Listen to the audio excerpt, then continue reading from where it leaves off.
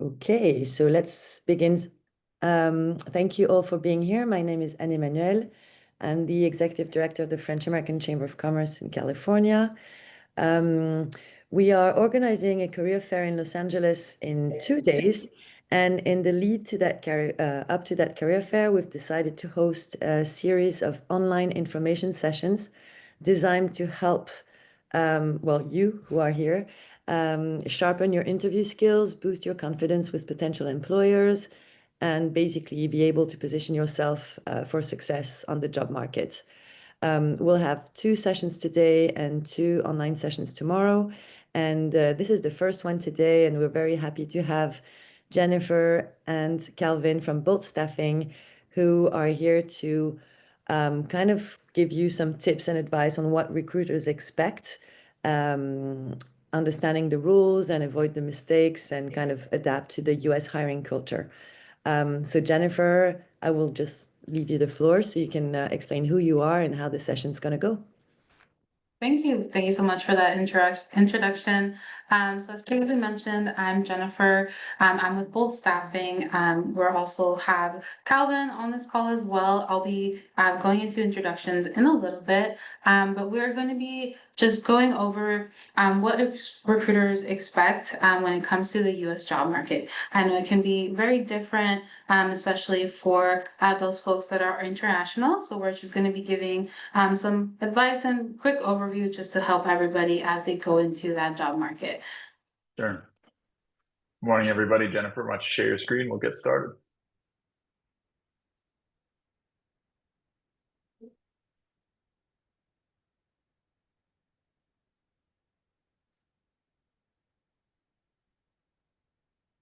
Thank you, Calvin.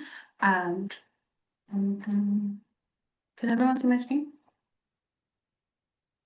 Perfect.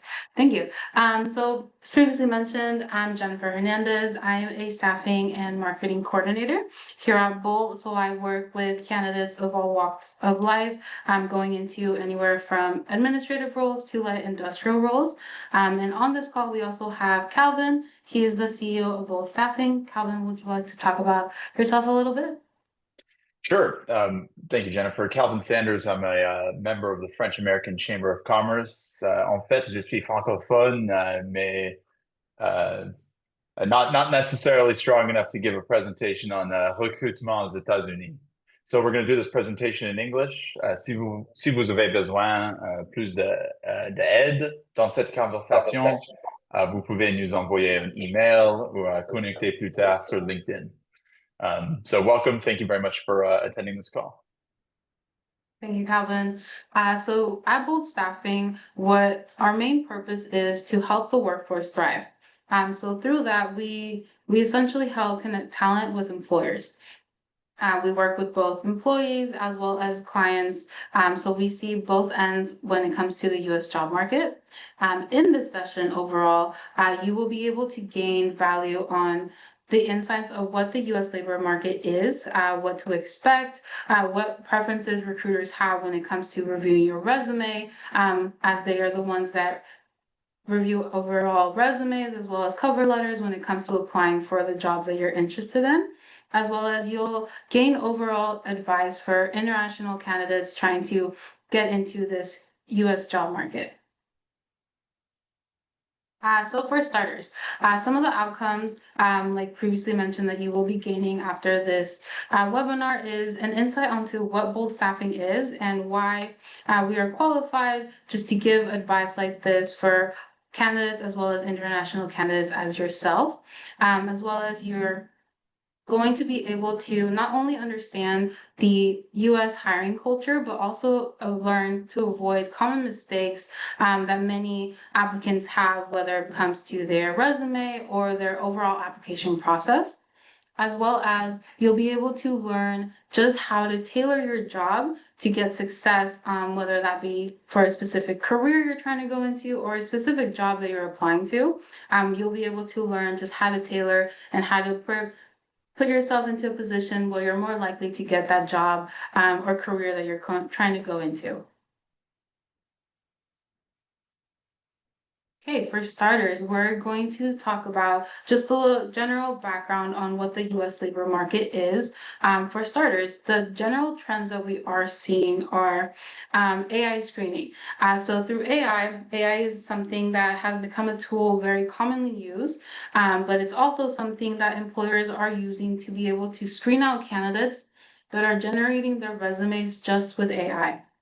So what that means is employers are able to get a general idea of what percentage of your resume and or cover letter that you are submitting to an application has been generated through AI.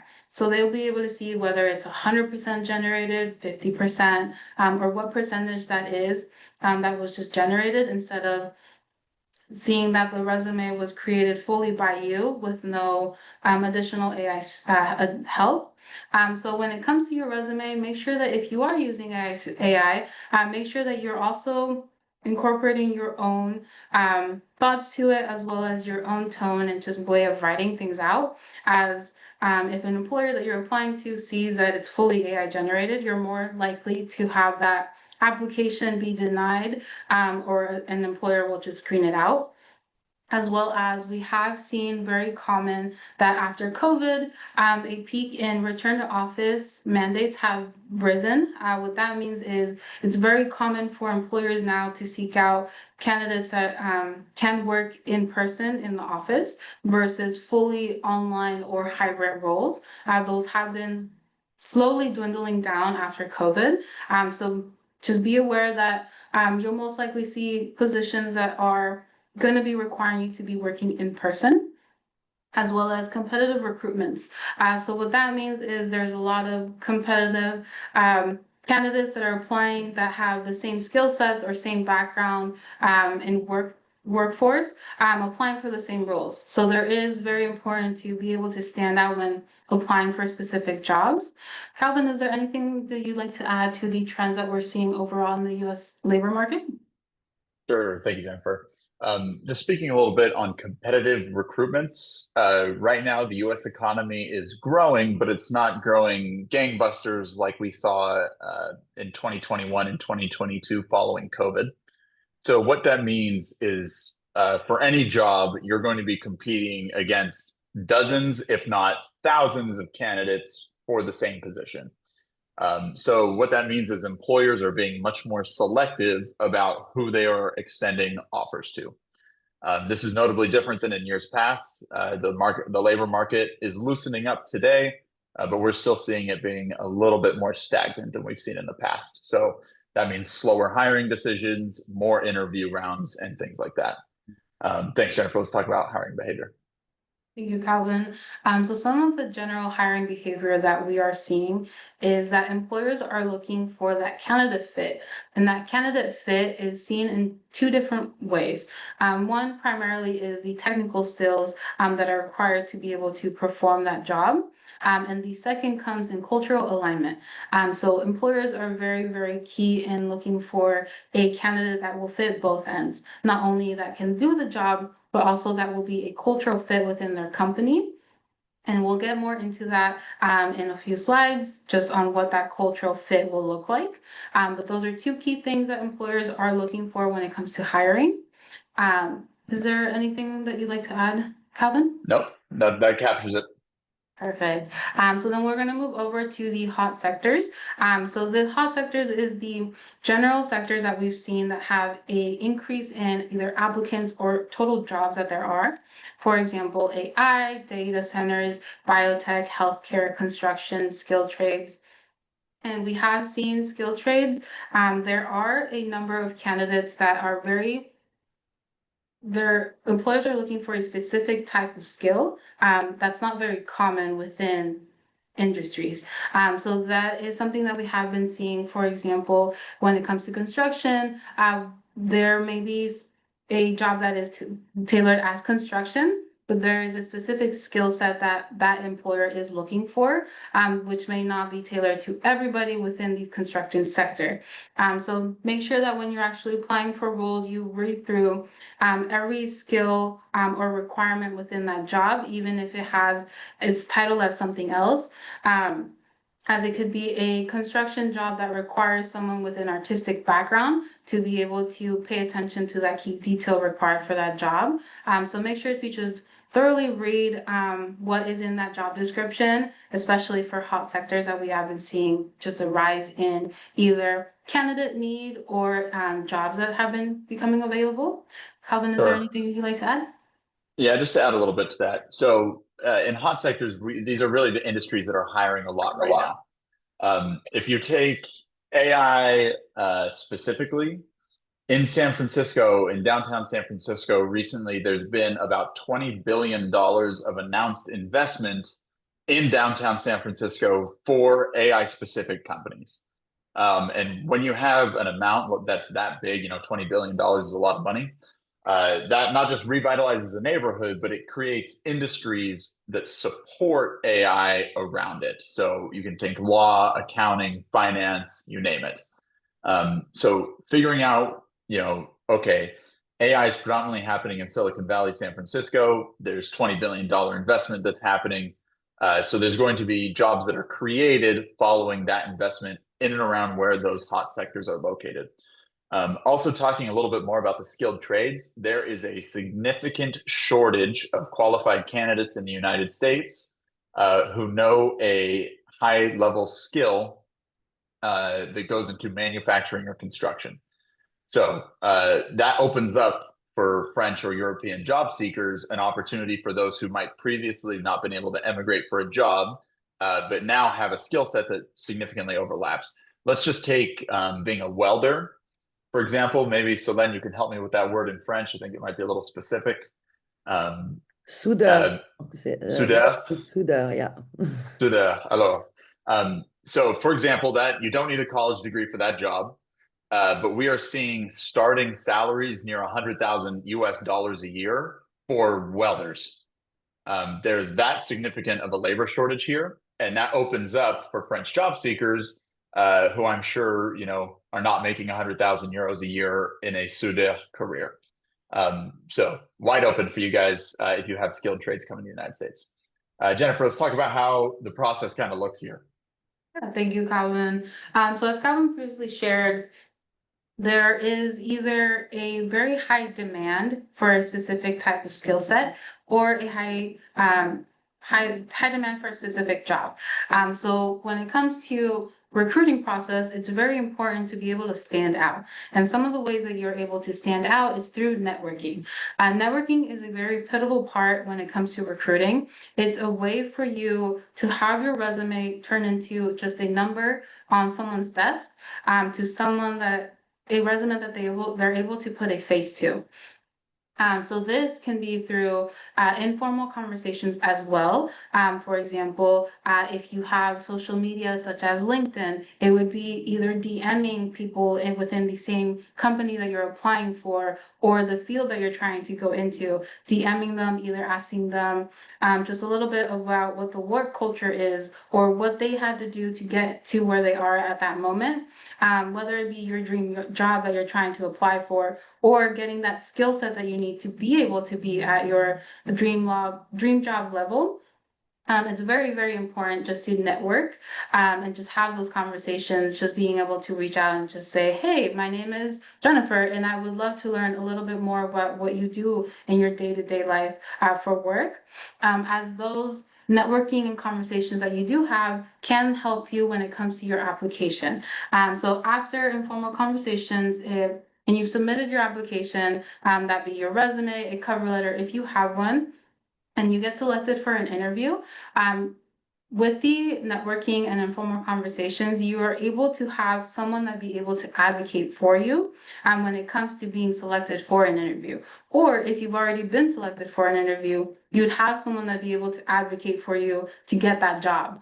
After the interview, then there is a process of skill assessments. This can vary on every employer. Skill assessments can be anywhere from a quick 15-minute typing test to something that takes about an hour long or a little bit more, just while employers try to see if you're able to do the job that they're looking for. or they have a specific software that they use, and they want to see how you're able to manage it. You may be required to take some skill assessments, so be aware of that. Some jobs require them, some jobs do not. After skill assessments, you've gone through networking, you've gone through conversations, you've gone through the application, you've gotten that interview. Then you get to the portion where you get an offer. When you get an offer, that means you already got everything and a company wants to work with you. After that, then you get to the negotiation part. So this is where you would talk to the employer and just make sure that it's a cultural fit for you, but also it's a company where you want to work. If you have restrictions on certain days of the week or your schedule that you're not able to work certain hours because of a family matter or a personal matter, this is where you would negotiate with that company and just make sure that they are aware you have these requirements that they need to be able to accept, or come to a middle ground where it works for the company as well as yourself. But making sure that that's something you bring up from the very beginning instead of something after you've already been hired and then bring that up later on. Make sure everything's very highlighted from the very beginning. And then after that negotiation, you'd be able to start working if you get that job. So there are just standard processes when it comes to recruiting. But as long as you keep the networking at the back of your mind at all times, you'll be more successful when it comes to actually applying and getting a job within the US job market. Calvin, is there anything that you'd like to add regarding the process? Sure. So you guys are going to hear us come back to networking over and over again during this presentation. And that is to reinforce just how important that is when you're entering the American labor market as a candidate. We really recommend you have multiple conversations with different people and that in your target employer before you submit an application. Oftentimes, companies will have a different application process for an internal referral as compared to a random person on the internet. Especially because I'm imagining I'm speaking to a lot of folks located in France today. You're not going to have the shared life experience that allows you to connect with a recruiter over the phone. You know, you didn't grow up in the same city, you didn't play at the same park, you didn't go to the same college, etc. So that it's really up to you to start building relationships with people in that company so that they can speak to your application as somebody that they know rather than a stranger along with 1,000 other strangers who submitted an application on Indeed that day. Before we move on the offer and negotiation, you want to hold your cards tight until the job offer comes. And it's expected that once that job offer comes, then you're pretty transparent with the employer on what restrictions or negotiations you may have. For example, if you are responsible for childcare 2 or 3 days of the week, get the offer in your hand first and then communicate that to your employer that you're going to need to leave work early Monday, Wednesday, and Friday to pick up your kids from school. What you don't want to do is get the offer, sign the deal, start working, and then surprise your boss by having to leave work at 3 p.m. 3 days a week. That will leave a very negative impression amongst that company and your manager. Otherwise, Jennifer, that's good. Let's keep going. Yeah, thank you for including that, Calvin. That also brings up a good point that when it comes to negotiation, you would also need to advise the employer of any time off requests that may be coming up. For example, whether it be a doctor's appointment or vacation. Even if it is a couple of months out, it's very important to highlight this if you already know it's upcoming. That way the employer knows, oh, you're being professional by bringing up all of this time off that you already have, and they won't be blindsided when it actually comes time to you requesting or needing that time off. So very important to keep that in mind when it comes to negotiation as well. And next, we're going to be talking about what recruiters are looking for when it comes to reviewing and filling their jobs. For starters, it's very important for recruiters is clarity. Clarity can come in multiple forms, but primarily it is when it comes to your resume. For example, resumes should ideally be a page long, no more than 2 pages. And it should highlight clearly your experience that's fit for that specific job. So we don't want something that's 20 plus years from the present, unless it's directly related to that role or skill set that you're trying to show. And make sure that anything that is on your resume when it comes to work, internships, or just previous experience that you have matches up to whatever you have on your LinkedIn. And that also goes with the dates. Very, very important that whatever timeline you are showing an employer through your application matches up if they search you up. They search up your LinkedIn and they see that you worked at 2 different jobs and you're still marked as active working for them, but on your resume, you wrote that you stopped working with them 5 years ago, they're gonna see that gap in the timeline and just either one, immediately reject your application because it doesn't match up, or they're less likely to actually select you to try to figure out why there's a gap in that resume. So very, very important, make sure there's clarity when it comes to your resume, cover letter, and your LinkedIn account. So those recruiters who are actively looking at hundreds and hundreds of resumes a day can just quickly review your resume and have it be a checklist that they can just check off, and that all of the requirements that they're looking for, you match. That way it makes it easier for them and they won't have to scramble to look up your information and everything just matches up. Calvin, would you like to add anything? Sure. To the French folks in the audience, you guys have a CV, mon CV, right? And traditionally, those include every thesis you've ever written, every stage you ever had, long document that lists out every single professional and academic accolade in your experience.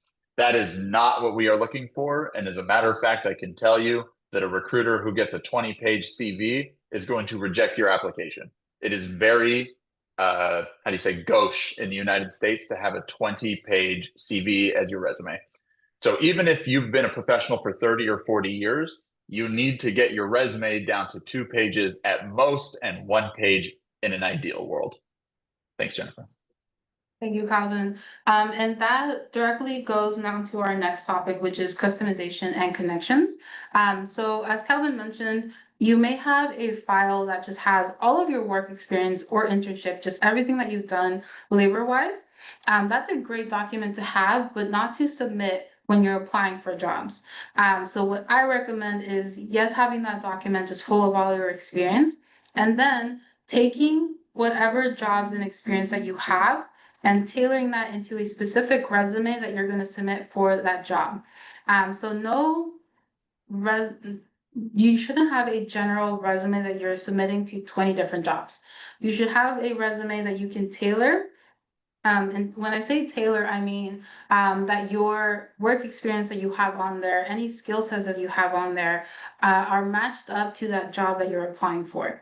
For example, if you're trying to go into the health field, ideally, you don't want to have in your skill sets that you were a nanny or that you have an artistic background for 20+ years. While that's great information to know, that doesn't match up to what that employer is looking for. So make sure that it's tailored. If a resume is not tailored and it just has generic information on there, it's more likely for a recruiter to just reject that resume, as they are looking specifically to match up that job that they're hiring for.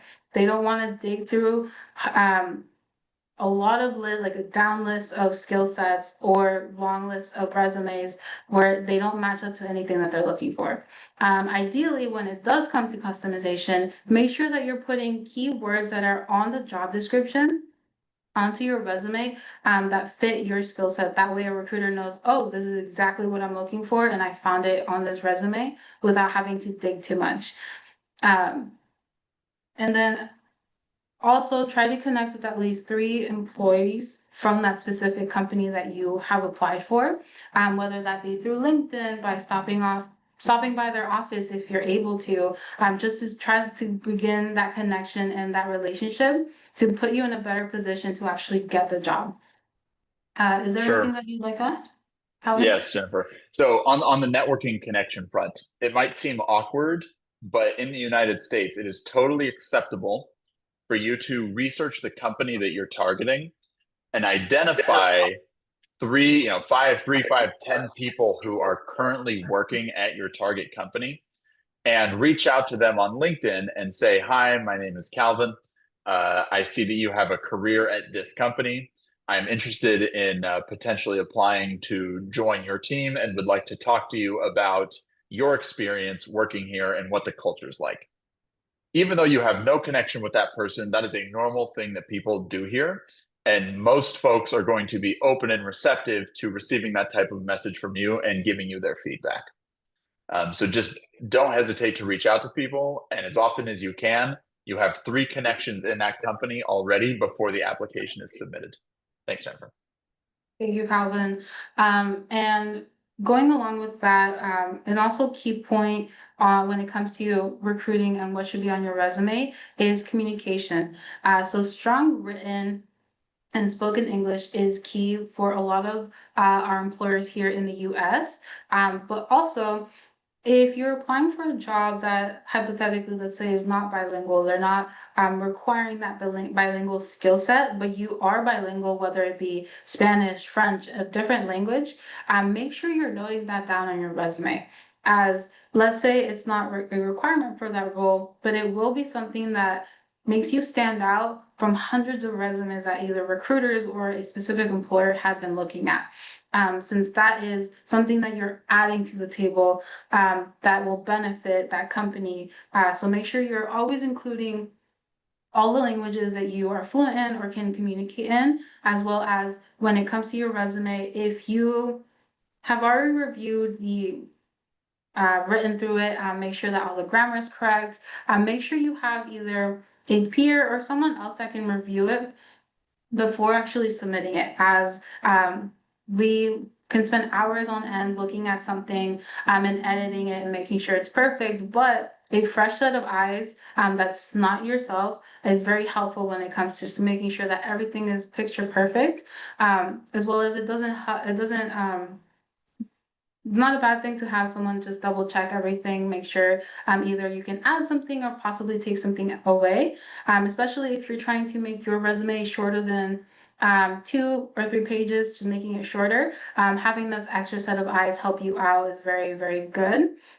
And it can definitely help you stand out, especially if you're having a hard time either trying to communicate your specific skill set into the proper language.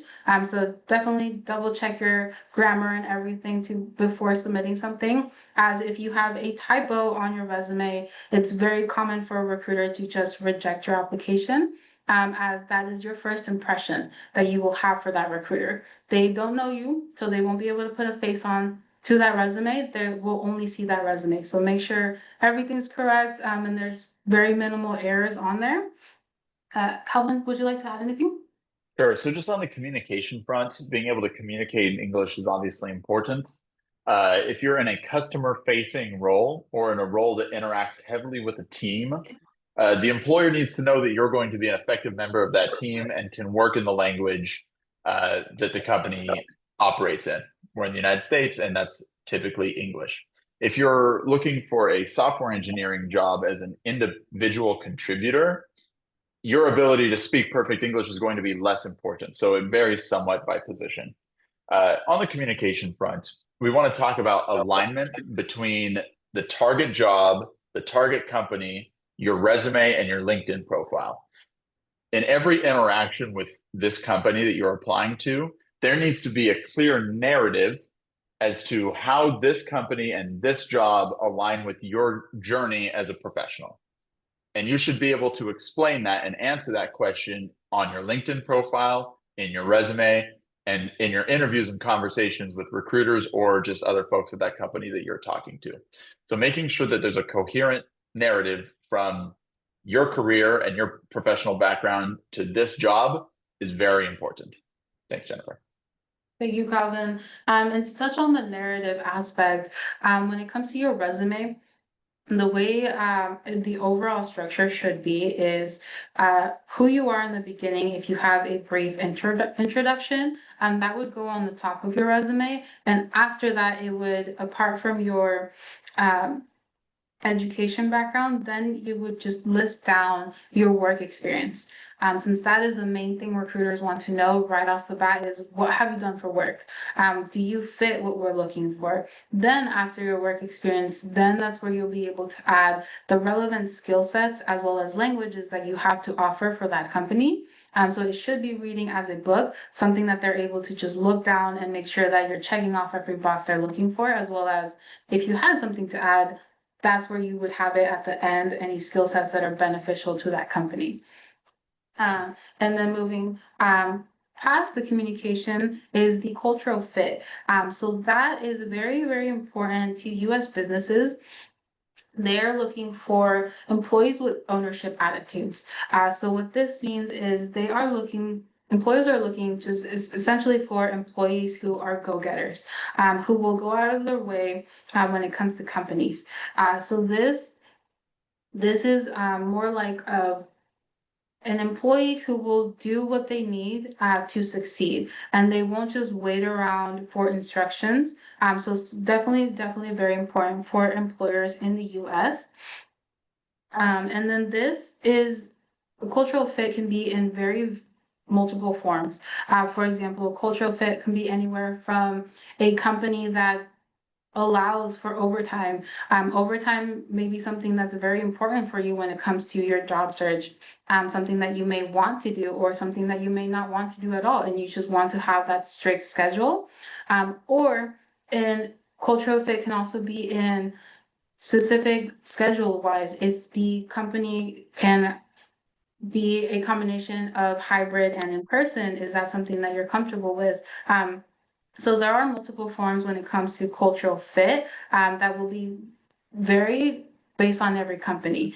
So very important when it comes to applying for a job after you've had that interview, in your interview, just be able to ask either employees or who's ever interviewing you what the cultural company and outlook is, so you can get a better idea when it comes to making up your mind if you want to work for that company or not. And this is also a great question to ask when it comes to networking.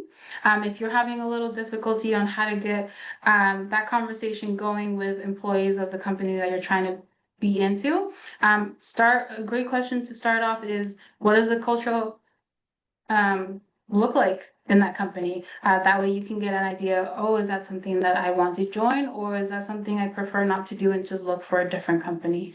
Calvin, is there anything that you'd like to add when it comes to the cultural fit in US businesses? Sure. So it varies here, but the American work ethic and American work demands are very real, right? We work long weeks, hard hours, and the salaries match the amount of time that we are expected to work on behalf of our employer. As a job seeker, it's important that you understand what you're looking for culturally out of the company, and then align your applications with companies, positions, and teams that match that culture. So, for example, in New York City, big financial firms, hedge funds, investment banks, private equity, also law firms, the cultural expectation is that employees are working 60 to 80-hour weeks for the first 5 to 10 years of their career here. And that is how it goes in that industry. You're expected to show up at 6 a.m. and you're expected to leave at 9 p.m. And you're just going to lose your job if you don't work those hours.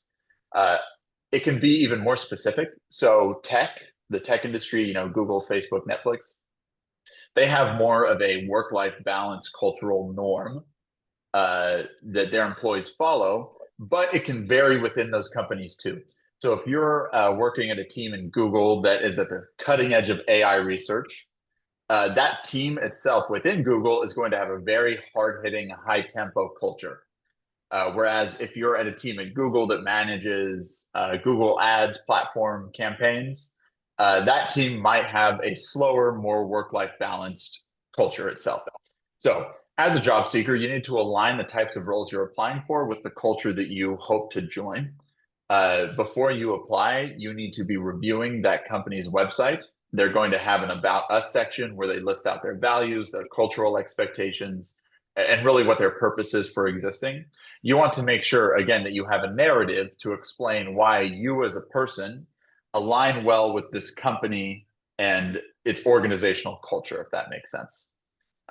In terms of what's valued, both are very important. You need to have the technical expertise to do the job, but in the last 10 years, we've really seen a big focus on, is this employee a good cultural fit for this team?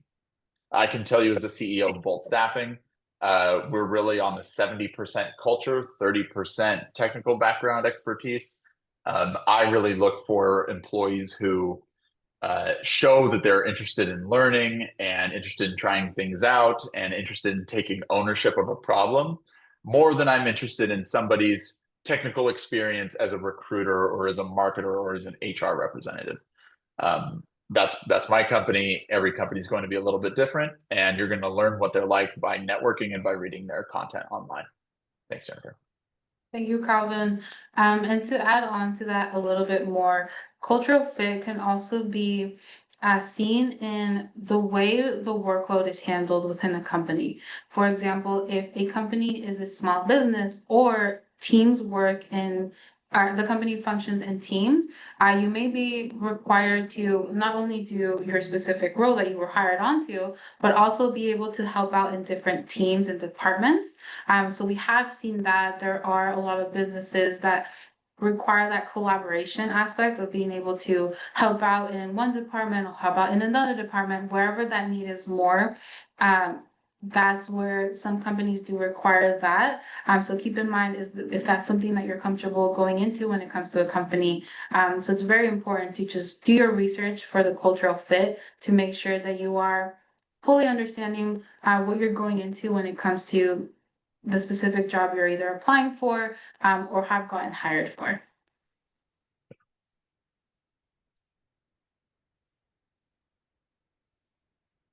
And then we will be giving some advice for just international candidates to start off. Just make sure when you're applying for a role, when you're building out your resume, or when you're having these conversations, trying to build onto your network, make sure you're emphasizing all your transferable skills that you have, whether that be your teamwork, problem solving, project management, or the type of softwares that you have. Make sure you're highlighting those. For example, you may have a background in education, but you have skills that are transferable to an administrative role. Make sure you highlight those. That way you can pinpoint to that employer that, yes, well, although I didn't specifically work in that department, I do have skills that can go and be transferred for the job that you're applying for, just to better boost your application. As well as very, very, very important tool to use is LinkedIn. Especially here in the US, it's a very, very common tool that employees as well as applicants use when it comes to just overall the job market. Make sure that it's also, your LinkedIn is also in English, whether that be your native language or not. It is very important to have it in English. That way you'll be able to have all of your employers and potential jobs and applicants and just everything tailored to your specific LinkedIn on what you're looking for, as everything is generated onto what you like, what you interact with. So make sure you keep that in mind. And also use your LinkedIn account. So once you create your LinkedIn account and you've updated all of your past work experiences, your internships, all of that, make sure you're still keeping it up to date and not just having it from the moment you created it, then leaving it there. Make sure you're using it. So for example, if you reach out to build your network on a specific company, whether, for example, that be Google. If you're trying to go into that company, don't just reach out to employees there and then leave that conversation there. Make sure you're continuing those conversations, whether it be through a coffee chat, virtually or in person. Make sure you're still keeping those up, whether it be in a couple months or in a couple years. Those connections will always be useful. They can be useful in getting you a job or getting you a resume if you build onto that network and that relationship and you just keep it fostered. It's definitely going to pay out in the long run. And make sure you are reaching out to informal networking chats. So like I said, just reaching out, whether it's for advice, career advice, just in general idea of what they're doing at work in their specific company. Just begin to build onto those relationships and make sure you get more information from them, especially when you're applying for a job within their company. And make sure that they're aware that you're applying. That way they can help boost your application to the hiring manager or the hiring team to just give you a better opportunity to actually get selected for the job or get that interview. And it's always okay to DM someone on LinkedIn. The worst you can get is a no or just be left on red.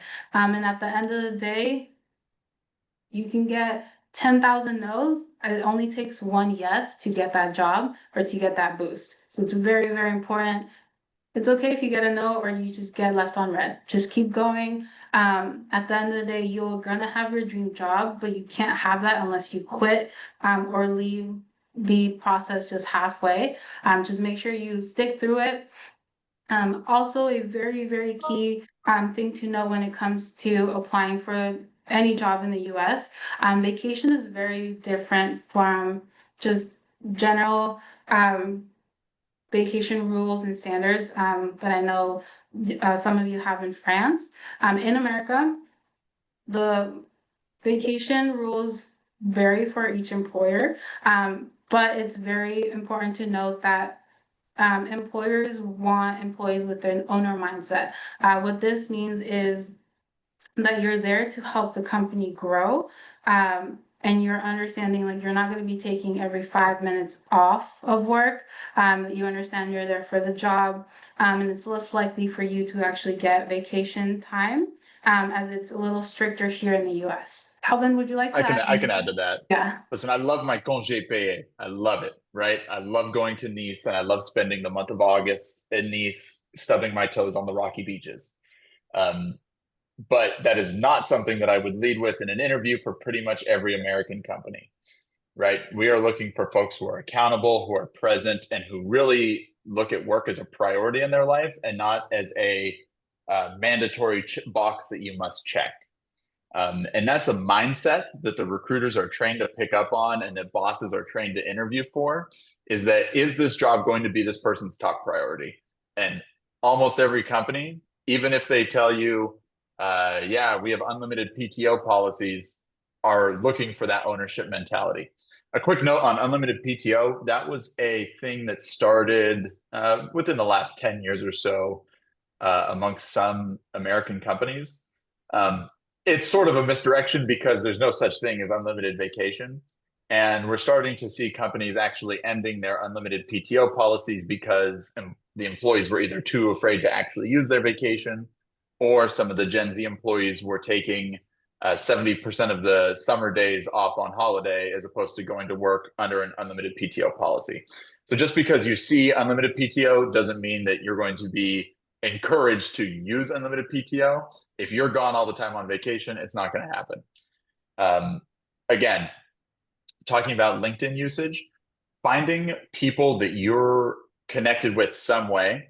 It could be a shared hobby. It could be a similar international company that you've worked for. It could be a type of degree, any number of things really. And reaching out and connecting with those people ahead of time is really critical for landing some of the best jobs in the United States. We can't emphasize this enough. You guys need to be connecting with similar folks on LinkedIn and asking them to explain how they got to where they are in their career and what they think of the team and the company that they're with today. Thanks, Jennifer. Thank you, Calvin. And lastly, I just wanted to. Sorry, we just have a quick question in the chat. I think it was more on the slide before, actually, talking about cultural fit. The person in the chat is asking if the cultural fit is only diagnosed during the interview process, or is there a way to signal cultural fit via resume and LinkedIn? Sure, I can take that one. So do you guys know the firm accounting and consulting Deloitte? One of the big 5 consulting companies. When they receive applications, they double check to see if you have signed up for their email updates that talk about the company's culture, initiatives, and focuses. So in terms of signaling cultural interest for some of the bigger employers who have the capacity to monitor that kind of thing, making sure that you're on their email list, that you're following their LinkedIn page, and that you're engaging with them as often as you can informally is a great way of signaling, yes, I'm interested in the culture here at this company. Another way to signal it is by asking about culture during your informal networking sessions that Jennifer's been talking about today. So asking open-ended questions to the folks that you connect with on LinkedIn, something like, hey, I read online on your website, indicating that you've done your research. I read online that your company values trust, honesty, and respect. I think those values ring pretty true to me, but I would love to hear what those values mean to you and your experience going to work for this company every day. The person who takes that question from you is going to pass that note along to the recruiter during the internal referral process. So yes, you could definitely signal cultural alignment before the interview, but heading into the interview, you need to be very well read on what the company's mission is, what their purpose is, and what their values are.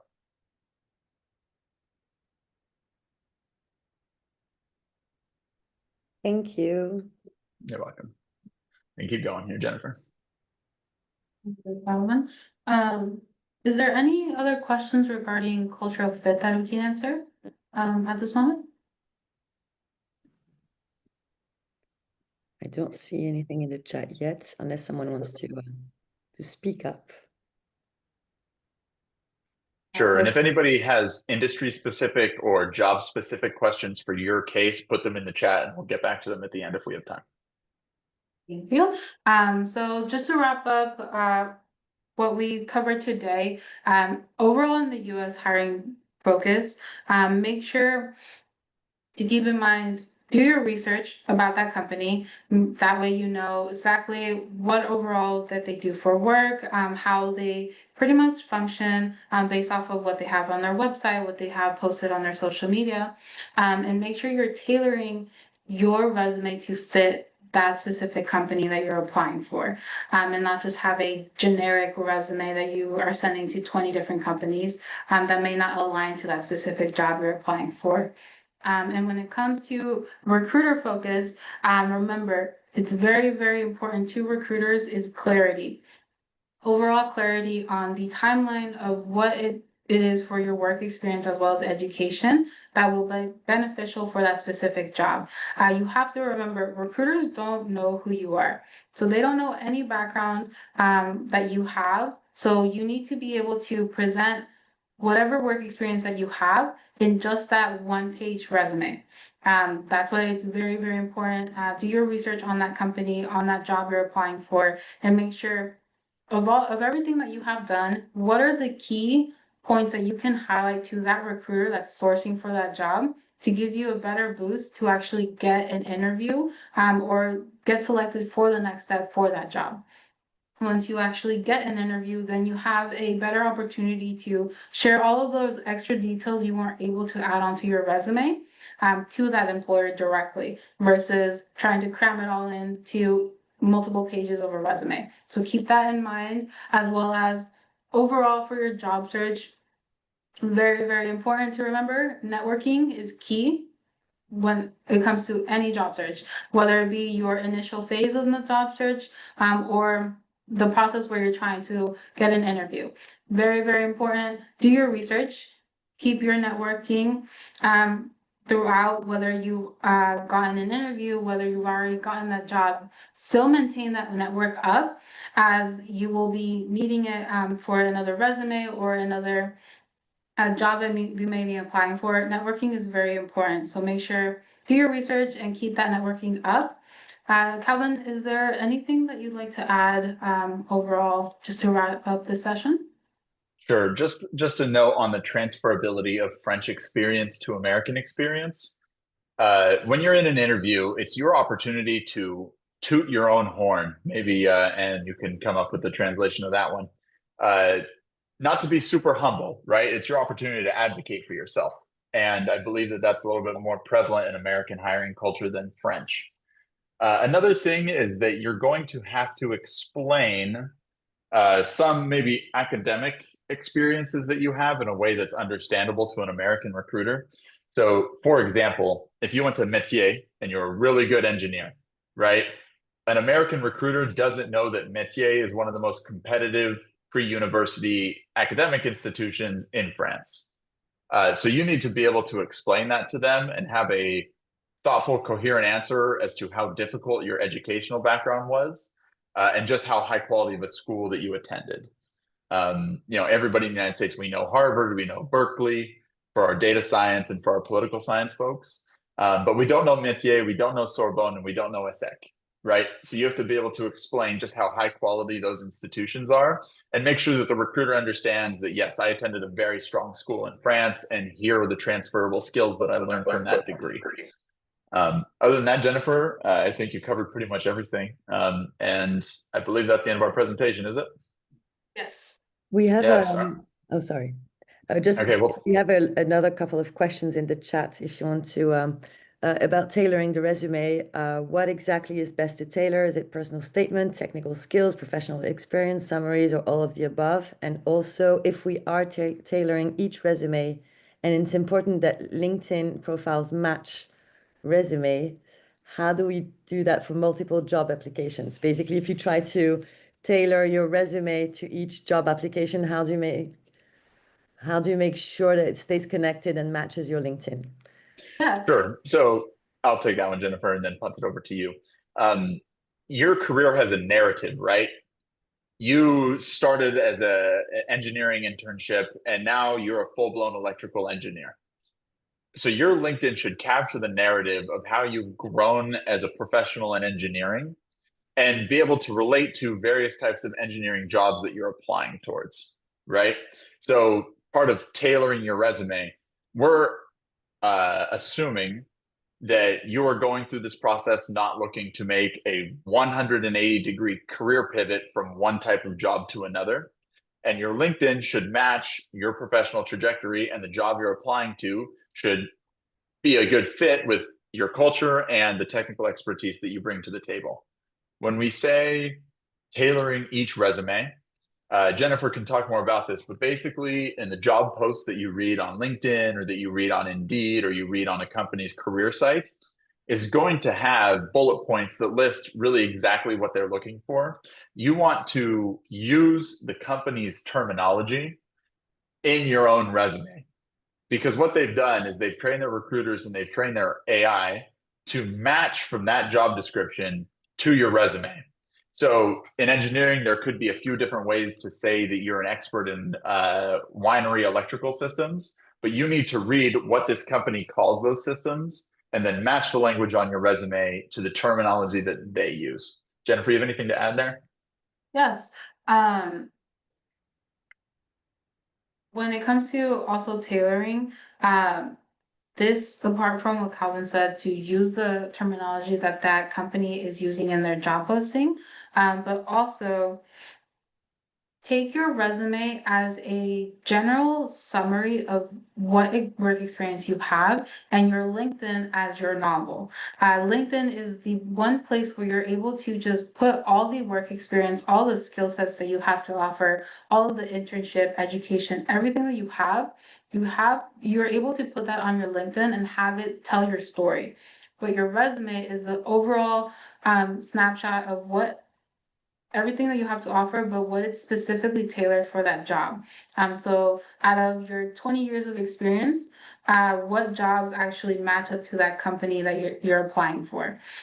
So for example, if you're applying for an administrative job, let's say a front desk job that requires an ability to use Microsoft, that's the software that they use, but you have experience in a different type of software, but matches up, just make sure to note down in your resume the software that you use, but how it's related back to Microsoft. That way they can tell, oh, these are transferable skills that although it's not the exact software you were using, you can pivot to manage that software, as well as just highlighting, if you can, the timeline on how fast it takes you to learn new software. If maybe you don't have the exact software or skill set that they have, but you're able to adapt pretty quickly, and have something to back that up. For example, if you have an internship that you did, and then but you switched really quickly within that job and went from an internship to an in-person role to a management title, make sure to highlight that time frame That way the employer knows, oh, you started off here, but you quickly adapted and learned. That way they can see you have transferable skills that they're able to put into that company. So that's another way to tailor your resume. And when we also point out tailoring, it's you can have a general resume for administrative roles and then tailor it by adding that specific terminology that that client is looking for before applying your resume. So that's another aspect of tailoring that we were referring to. So let me clarify. I see in the question that the LinkedIn profiles must match exactly. The dates of your previous jobs and the dates of your degrees need to be a direct match. That shouldn't change, right? Between your resume and your LinkedIn profile. Yes, your LinkedIn profile is the narrative format of your career, and your resume is a snapshot in time of why you're uniquely qualified for this position. Does that make sense? I also saw one other question from Beatrice. Informal interview tips. Only 10% of my network that I reach out to is willing to talk to you. If you're getting 10%, I'd say that's pretty good. If I ran a company that got a 10% hit rate on our cold calls, we'd be $1 billion business. So definitely don't get discouraged by a 10% response rate of people who are willing to talk to you. The advice that I have is to find people that have some similarity with you, emphasize that similarity, and be direct as to why you're reaching out to them. And then I do see a question in the chat asking what to do if you're trying to pivot. If you're trying to pivot careers, definitely begin interacting with the sectors of the field that you're trying to pivot into. That way you have a better opportunity to get an understanding of what they overall do for work as well as what they're looking for to put yourself in a position that better places you to get a job or anything related to them to then overall get your dream job.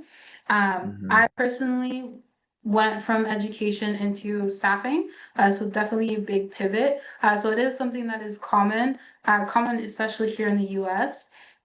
And it's not unheard of. So if you are thinking about pivoting, it's just making sure that you position yourself in a way where you highlight how you're able to transfer your skills into that specific sector and company that you're trying to join.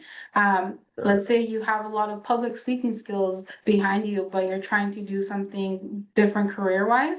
Highlight those public speaking skills if they align directly with the new company or sector that you're trying to go into. Remember, you have to boost yourself. You're the only one that knows your entire work experience and who you are as a person. So you need to highlight that to people that only see you as a number.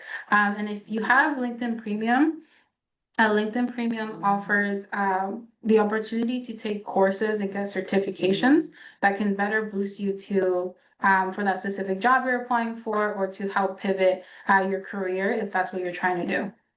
Sure. On the subject of pivoting, it is pretty American to pivot successfully into a new career. That's something that defines a lot of us here. Starting with your networking, you have to find people in the target company who also had some similar type of career pivot or just any career pivot as you, and reach out to them and say, hey, I noticed that you pivoted from a very different industry. I'm thinking about doing the same. What advice do you have for me as somebody who's interested in working for your company? It kind of gives you an underdog story, and we love underdog stories in the United States. So positioning yourself that way and doing the networking to, align with or to connect with people who've also pivoted in the company that you're going after. It's definitely possible. Another thing on pivoting, a great way to do that is through education. So if you are looking to change careers, I would consider applying to assuming you have the means to do this, applying to an American university that offers the type of programs, educational programs to support the pivot that you're making. That's a great way not only to establish yourself as a professional in that field, but also start to network through the school that you're attending. Thank you very much, Jennifer and Calvin. I think we're getting to the end of our session here. I really liked, I will remember the word networking. I think we started with this and you're ending with this. So And I think you mentioned that was one of the most important thing while looking for a job. So I like the fact that we started and left with that. Oh, yeah. And well, our next session will actually dive deeper, a little bit deeper into how to craft concise, impactful resumes and LinkedIn profiles. So I think it will be a great continuation to everything that you've touched upon about how to navigate the US job market. So thank you very much to both of you. Thank you to everyone who joined. I hope you found this useful. And for everyone who, or anyone who wants to reach out to Jennifer, to Calvin, or to Bolt Staffing, I think we'll send the all the contact Why details. don't you find us on LinkedIn? Yeah, maybe that's a good start. You can find them on LinkedIn. You can look out for Bolt Staffing, and we'll send the information anyway. But thank you very much, everyone, and have a great rest of your day. And hopefully we can see you at the next session, which is in 1 hour. Thank you Thank you very all. Good much. luck. Bye, and thank you again, Jennifer, Calvin, Bye. Yeah. and for all the Thank you. tips. Thank you. Bye.